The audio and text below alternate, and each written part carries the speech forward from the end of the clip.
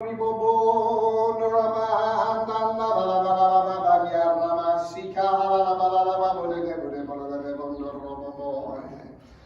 I'm asking you this morning to do what only you can do in our hearts and lives. I thank you for my wife. I thank you for our life together. I thank you that she knows the value that you place upon a godly woman, the value that you place upon a godly wife, the value that you place upon a godly mother, the value that you place upon a godly grandmother, the value that you place upon a godly friend.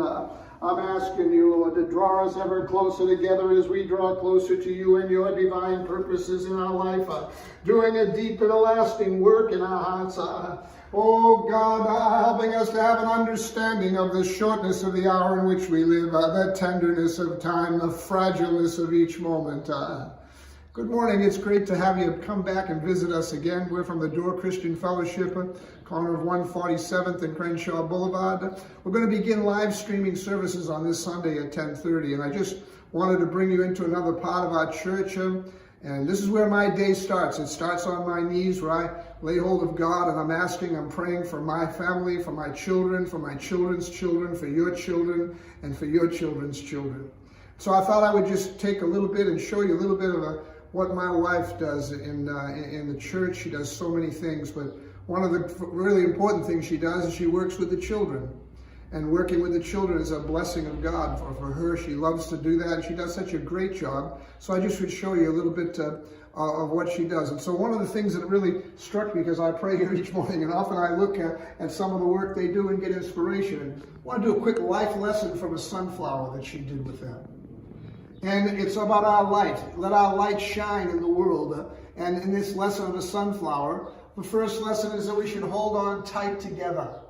That sunflowers, and the way they grow and the way they grow tall, is they stay close together. And they're always growing towards the light, always. And even though your dream starts small, that light shines in the dark area, and we can see it. And shine, so what's beautiful inside of you, it can grow. There's something inside of you, that light brings that as we move in our lives. And we do that by keeping our eyes fixed on Jesus.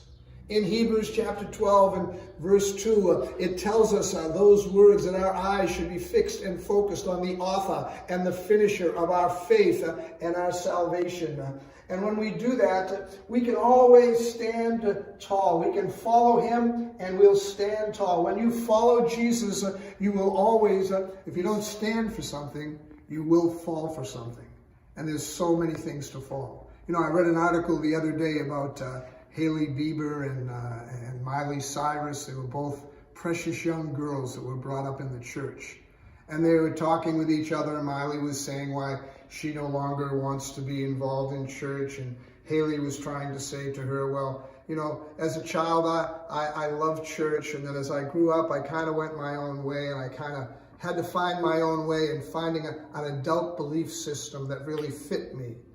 And then Miley says, oh, so you're saying I can get rid of my past difficulties? And you know, as a child, there were things I couldn't reconcile, and so that's why I left the church.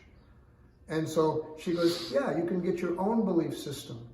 The only problem with that is that, number one, we're not talking about a belief system. We're talking about a person. We're talking about a person named Jesus. And it's not an adult belief system as opposed to a child's belief system. Because if you just go to the simple words that Jesus said, unless you believe as a child, you'll not inherit the kingdom of God. And so it's simple to me. A simple belief is a great faith in Jesus. And you have that as a child. And it won't get any easier than that simple explanation right there about staying closer together and looking towards the light. Because there's lots of darkness. There's lots of darkness and lots of fear going on right now. But I'm here to tell you that Jesus is that light, and he'll shine through. Have you ever seen a ray of darkness? No. We see darkness is all enveloping and all encompassing. But you only need a little bit of light to shine through. And when you see that light and you know that's Jesus, it causes great things to grow in your heart. I hope that your family's all staying close together in this time as you can. Social distancing again. But let's let that spiritual distance begin to narrow and come closer to him, because it's the narrow way that leads to life. It's not a system, it's a person. It's Jesus Christ that you follow and your children follow. We're the Door Christian Fellowship, 147th and Crenshaw Boulevard. We hope that you tune in to our live stream services that will begin on this Sunday morning at 10:30 a.m. We'll believe in Jesus with you. Be safe and be at home and stay strong in Jesus during this time. Thank you.